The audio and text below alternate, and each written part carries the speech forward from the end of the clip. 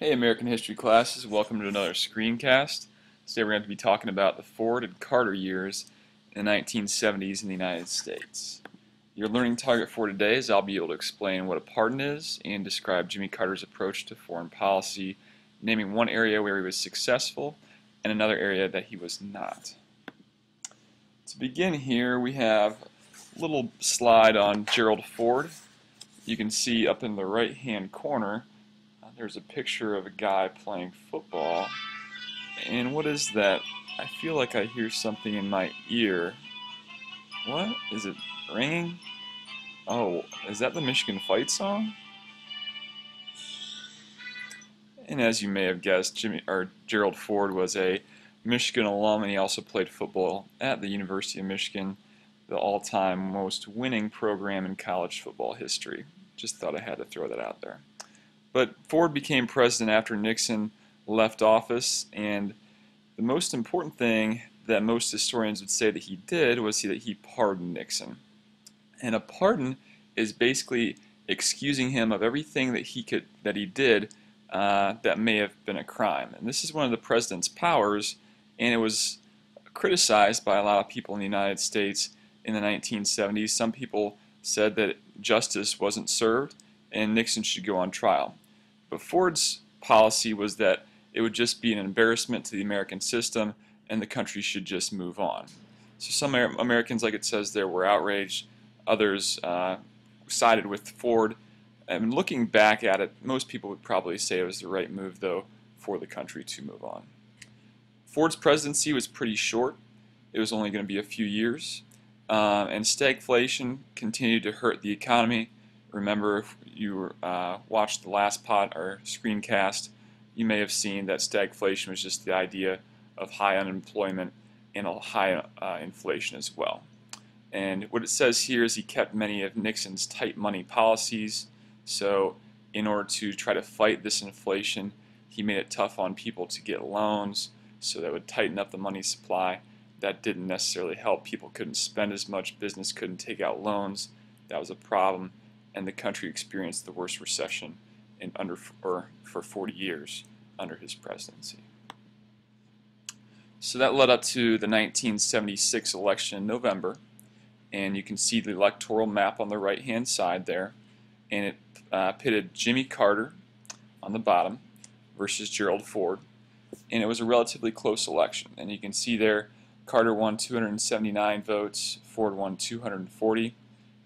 Carter, and this was something that didn't happen very often and hasn't happened very often since, was a Democrat and he won the South. And something that helped him out there was that he was from Georgia himself, so that was his home area. But Carter does eventually win, and he was nationally pretty much an unknown before the whole election started. He was a peanut farmer from Georgia, and also the governor of Georgia. And he proposed a lot of different reforms. He went against politics as usual and said that he was going to make some changes and brought a new type of atmosphere to the White House when he eventually won.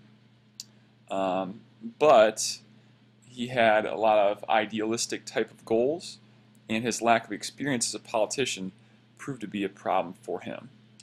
He had trouble making agreements with other people, compromising, had trouble working with Republicans across the aisle, and getting support from people within his own party too once he was president.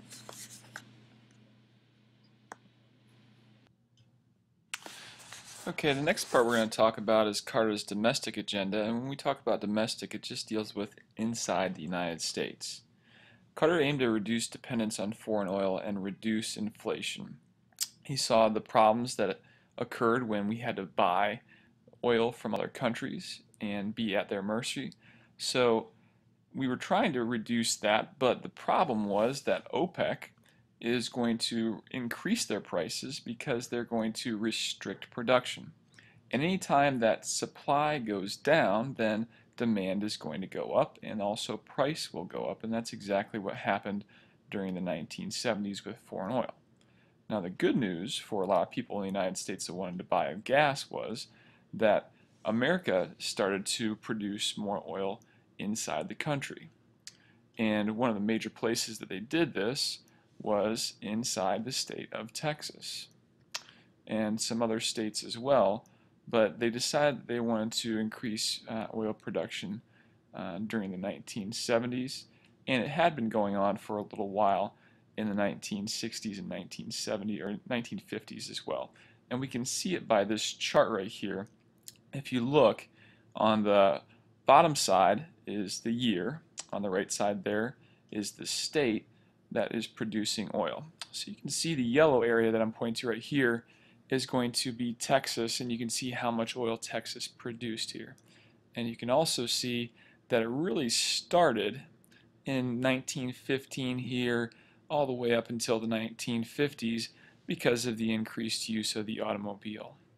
Also, you had the advent of the interstate highway system too, so more and more people were using cars, gas was needed, so as a result more and more states were producing gas.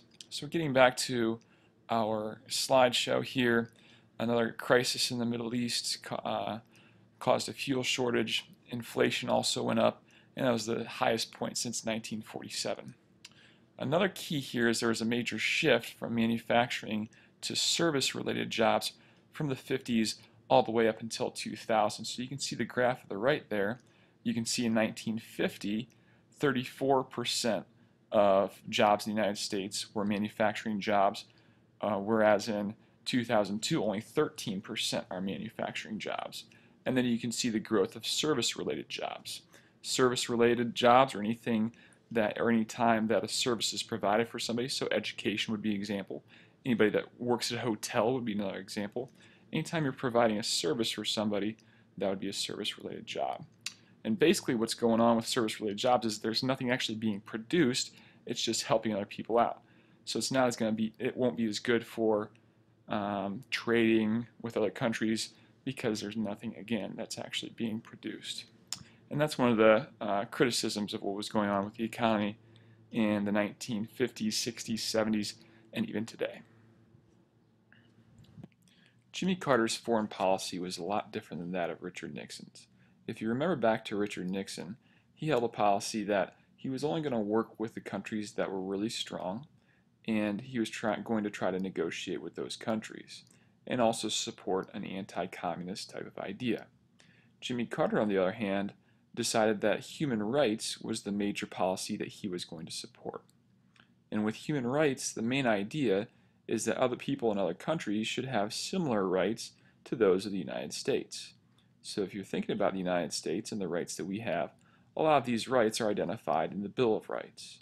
So things like the freedom of speech, freedom of religion, etc. Also, the Declaration of Independence talks about freedoms that we have in the United States too: life, liberty, pursuit of happiness, things like that that came out of the Enlightenment. So Carter wanted other people in other countries to have these rights, so he goes away from the policies of Richard Nixon and this anti-communist type of idea, and targets more of the dictators that may have been anti-communists but took advantage of their people. And places like Brazil, Argentina, Nicaragua were places where they had been anti-communists, but they didn't give people the rights that we expect in our country. So Carter didn't work with these countries as much as other presidents. One of the main triumphs that Carter had in his presidency was forging an agreement between Egypt and Israel. There was some shifting in terms of who controlled what land, and you can kind of see it at the right in the map. So you can see how big Israel was in 1948 in this yellow, mustard yellow kind of color right here. And then you can see some of their areas of expansion during the 1967 Six-Day War. So it's all in this olive green color was areas that they expanded as a result of the Six-Day War. And what eventually happened was that Israel gave this land back to Egypt if Egypt recognized Israel as a country. And Egypt would have been the first Islamic country to recognize Israel. So this was a huge agreement, and it's known as the Camp David Accords because the meetings between the Israel and Egyptian governments were held at Camp David, which is one of the presidential retreats in Maryland. And you can see it returned all this land to Egypt, right in here. And it was the major foreign policy triumph of the Carter administration. So that was a major issue, and eventually the Egyptian leader who forms this agreement is assassinated because a lot of people within Egypt didn't like the fact that he was working with Israel. A lot of other countries around Israel didn't like that either. A crisis that occurred in the Middle East happened in 1979 and was a result of a lot of the policies the United States had in the 1950s. So if you remember back, the United States reinstated the Shah, who's right here, into power in the mid-1950s. The CIA did this. And a lot of Iranians were very upset because he used dictatorial tactics, he benefited just the elite few, and a lot of people weren't making that much money, and he was throwing lavish parties and doing different things that would just benefit the very rich few. So this lasts for a little while. Like I said, that was in the 1950s, but eventually it's going to boil over. And there's a revolution led by the Ayatollah Khomeini right here, and he created a government based on strict adherence to the Quran, and this is going to be a type of government that is religiously based, and we call that a theocracy. President Carter is going to eventually side with the Shah, and the Shah also needed different type of medical treatment, and the United States provides some place that he can go to get this medical treatment. And this is eventually what's going to infuriate a lot of the Iranians and lead to the storming of the embassy that you guys may or may not have seen if you watched the movie Argo that recently came out. So the Iranians storm the U.S. embassy, they take 52 hostages, and they keep them for 444 days. And these hostages aren't released until right after Carter leaves office because the Iranian government refuses to work with anybody they refuse to work with the Carter administration, and they don't release him until Reagan becomes president. So these are some of the issues that were going on in the 1970s in the United States and in terms of foreign policy. We'll talk about more of these in depth. We'll talk more about pardons in class and some of the different things that were going on in the Middle East.